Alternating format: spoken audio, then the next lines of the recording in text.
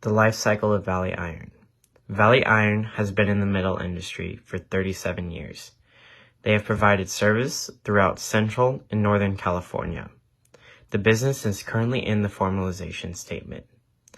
Valley Iron has created a clear mission statement, which is to provide the best quality service and build a trustful partnership. They have created a clear form of management with several people, with each person being delegated different responsibilities in the company. Their marketing.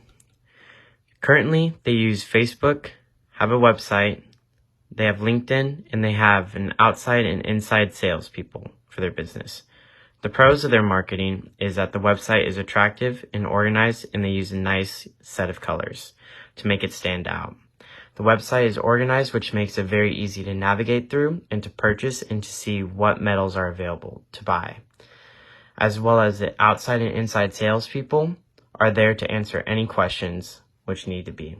The cons of their marketing, however, is that their Facebook page has little photos of their projects, and they do not have very good reviews. They're all the same. It's very dull, all just good work, but there's no real feedback. So if they can find people who will give them proper feedback and reach out to a wider audience, then their marketing should skyrocket as well as their prices, because right now they are not promoting themselves on a huge social media platform. Finances. Valley Iron has 2 locations to generate profit. One is in Vacaville and the other is in Fresno. Fresno is the main area of operation. Their gross revenue is $120,147,009 from last year. They sold 74,000 tons of metal consisting of 65% carbon steel, 30% stainless, and 5% aluminum. The cost of goods sold was $87,838,702.98. The operating expenses were $25,489,884.82, which consists of sales commission, employee benefits, payroll, rent, repairs, and taxes. The gross profit margin was 26.89%. The gross profit margin measures a company's financial health and whether people should invest in the company or not. Higher is typically better, but the 26.89 is not terrible, and they have a foreseeable future to improve. Their financial struggle. So their metal prices declined due to the U.S. government. The U.S. government levied the tariffs on steel and aluminum, causing a price spike, as well as Valley Iron faced a inventory decline in the beginning of the year, but overall they had a successful year, and their struggles did not put them in the red. A major challenge Valley Iron has been facing recently, like most other businesses, is COVID-19.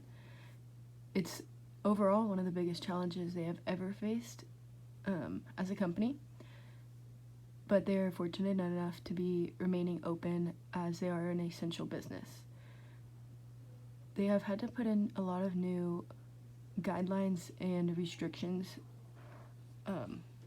One of them is that employees 65 and above, as well as a few employees who have been immunocompromised due to their health situations as individuals, have been paid to stay at home. A lot of changes overall have been made as like in the office and out of the office. One of them is, or a few of them are, no will calls are able to be made. Contact deliveries are now not allowed. All deliveries have to be done without contact with the people they are delivering to. They have changed the seating inside the office. It is now social distance seating, so the seating is farther apart. At the start of each shift, the managers have to do health screenings of their people in their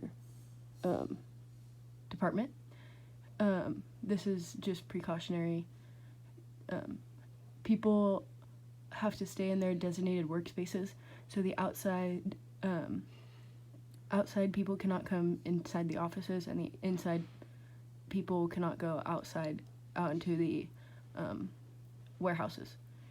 Valley Iron used to be open on Saturdays for about half of the day, but since the COVID-19 outbreak, they have just decided to say close on Saturdays as a new thing. Overall, their daily order counts have been down 15 to 20%. They're lucky that it's not more than that, and that's because a lot of businesses they provide metal products to are also essential businesses, but there are a few who have been had to close because they are not, and so that's where this downfall comes into play. One of the main fears they have is that a recession similar or worse than the 2008-2009 recession will happen, and so far they haven't had any big issues inside of with their employees or anything regarding the virus itself. No one has had it yet or anything like that, which they're very fortunate for. The only main challenge is with trying to prevent it by following guidelines and stuff.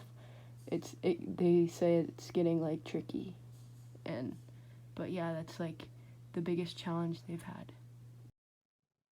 When looking for solutions to the challenges coronavirus has thrown us, the two biggest challenges are health and economics. How to keep the health and safety of the employees and the surrounding environment, and how to protect the company from recession and employees' economic stability. Looking at possible health solutions, there's nothing much to do but to follow the interim guidance for businesses and employers and to be informed about any changes.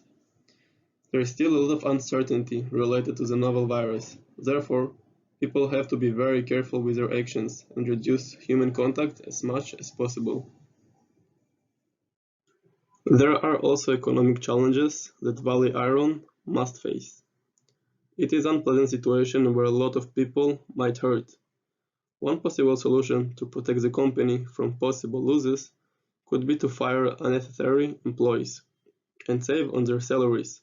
However, it would be unethical and against the company's culture to disappoint their employees and take their paychecks when they need it the most. A better option might be to search for new clients and use the available resources resulted from a fall in demand to create new opportunities for the future and the present.